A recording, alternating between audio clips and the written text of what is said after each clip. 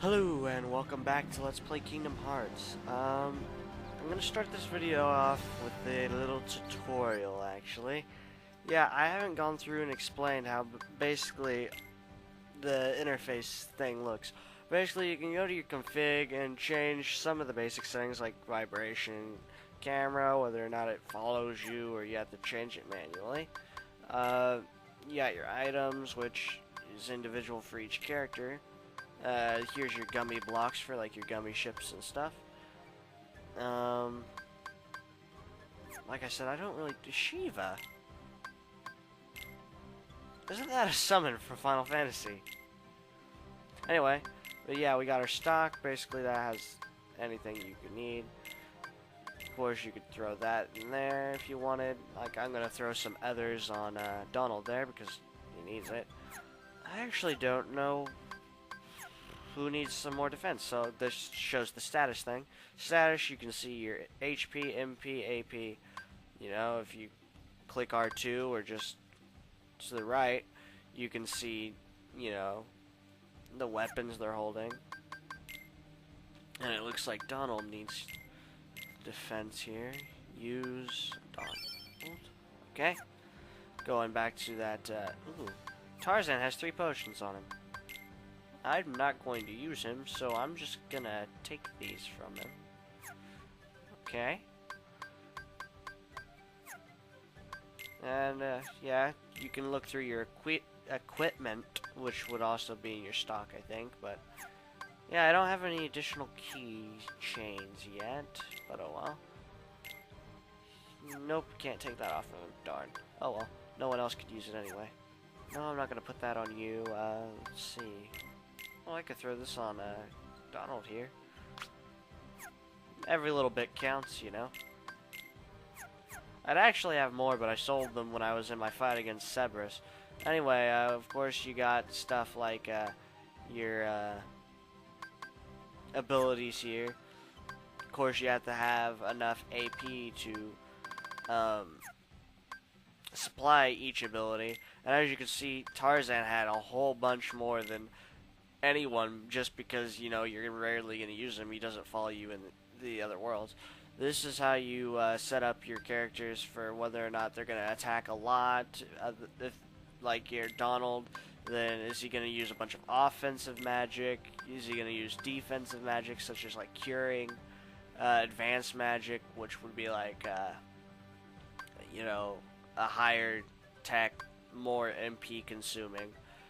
Whether or not they're going to use HP items, which I don't think I'm going to give him any like potions, but I'll set it to frequently anyway. Or MP items, which only in an emergency. Really, if he needs it, he needs it, you know. And, you know, with Goofy, regular attacks, special attacks, shield techniques. You know, basic stuff. Just give me a second here. I'm going to go through and look. I don't have anything to add to those. Then you have status, like I was saying. You can see strength is 8, defense is 10. Level 12 is what Donald's at right now, I think. It will show you XP until you next level up. So, like for Sora, he needs 103 more XP. I've been getting like 1 to 3 to 7 ranging of XP off of the Heartless that I've been fighting. And Tarzan needs 41 XP before he levels up. Sadly, I'm not going to have him in my party anyway. Sora's level 14, though. He should be getting scans shortly.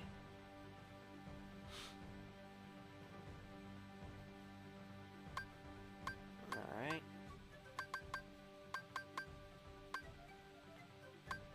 High potion. I'm trying to think. I can't really put any... Yeah, that shows all the abilities. It's not all the abilities equipped, but it's all the abilities the person has. Of course, then you have your journal. Journal is basically every bit of everything, and I'll actually be going over this later, but as you can see, there's like a segment for each world we've been in, all the characters that we met, the Heartless that we've seen. This is a page tracking how many Dalmatians we found, which we still got 9 left, which would mean like since there's 3 in each chest, that would mean there's 3 more boxes in Wonderland and in the Deep Jungle here that we need to get. There was another Trinity list showing all the Trinities that we've done. Now let's talk to Jane here because I'm done with that little tutorial. I just thought I should go ahead and explain that because I haven't done that thus far in the game, and it's still a bit early in the game. It's not too late to. It's not like I was going up against the final boss and being like, oh yeah, by the way, this is what the menu items are. And it looks like we have another fight with Sabor here. It's weird how they spelled his name in the strategy guide. Well, no, not strategy guide, but basically, like, in the game, his name is spelled Sabor. It's not Saber, but it's Sabor. It's weird. Anyway.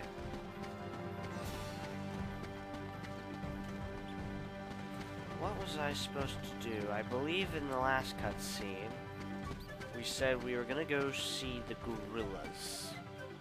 Right, which would mean I need to go to the Hippos Lagoon. A couple things we can do here. I'm just gonna point this out right now. Most of the items in almost all the worlds, really, we can't get until we've at least gotten to the basic last world, like second to last world.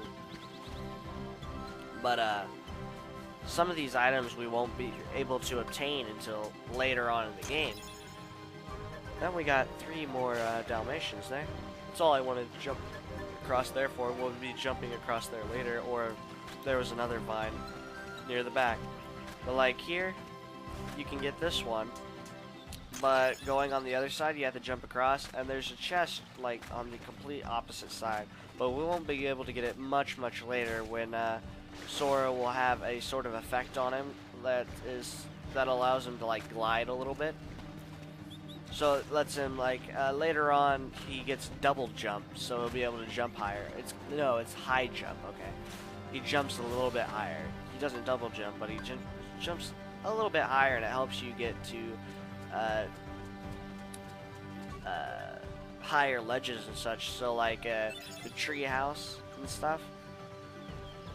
That little ramp, or the stairs that are broken off, I had to throw the barrel down. I didn't think I could do that. I couldn't remember if I could. But I was able to. Which actually, technically, I don't think that's actually happened yet. So a bit of a spoiler there, but whatever. And yeah, I'm just gonna go ahead. Yeah, you can't have a locked onto anything, but we got some mithril there. And these items will come important later. Some of them you'll find are for your gummy ship. Others will be for synthesizing or whatever. And basically, synthesis is a process in the Kingdom Hearts series that allows you to make like items, better weapons. And we saw like a little bit of that at the campsite, where we had to like throw together like a bunch of not potions, but you know, like you had to throw in into the oven. They're called recipe lists. Basically, you unlock recipe lists by creating different syntheses, and basically you can get like really good items. Like for those of you who do know, Sora can get his most ultimate weapon, which is called the Ultima. Kerchak, Sorry, please listen to me. It's cutscene. I know the nesting grounds are secret, but I trust them. You see, I want to help them because, well, they need us.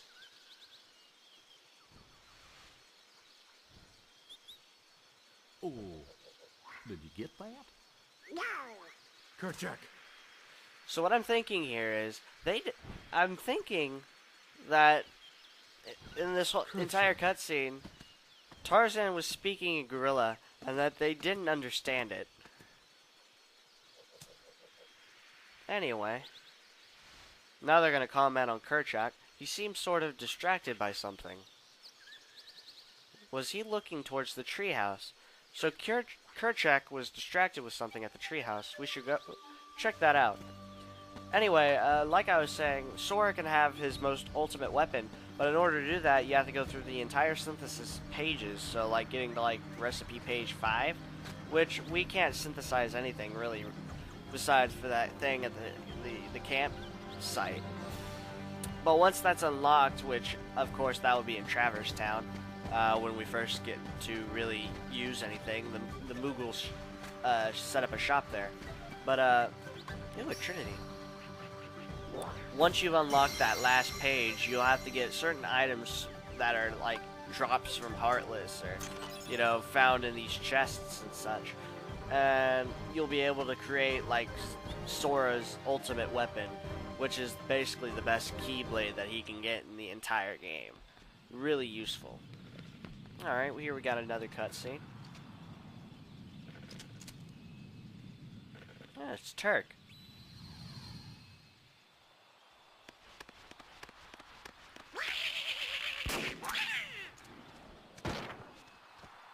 Clayton, what are you doing?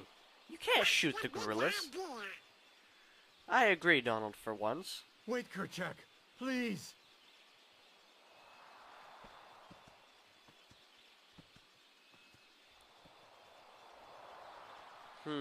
Clayton, you have a lot of explaining to do.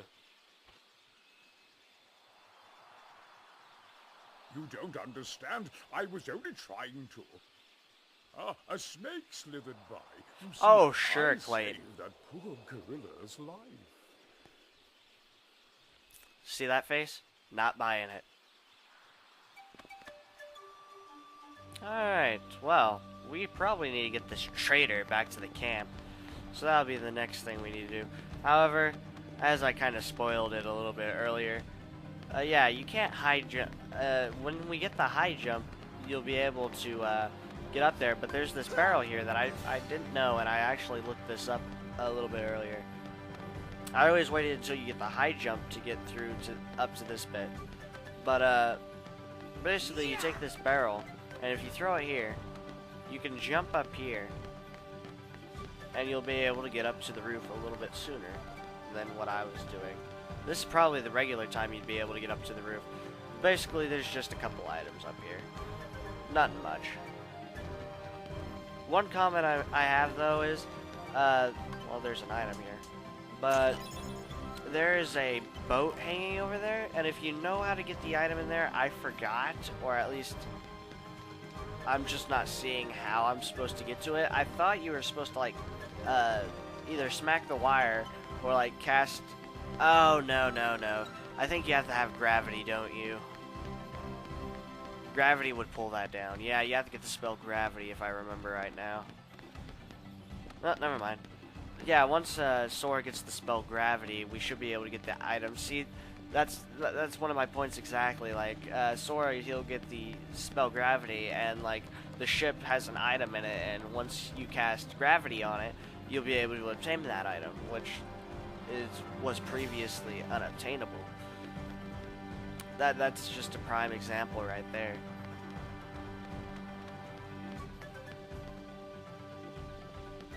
Yeah, I'm sorry if I'm sounding a bit boring, but honestly, it's 1 in the morning and I'm not supposed to be awake.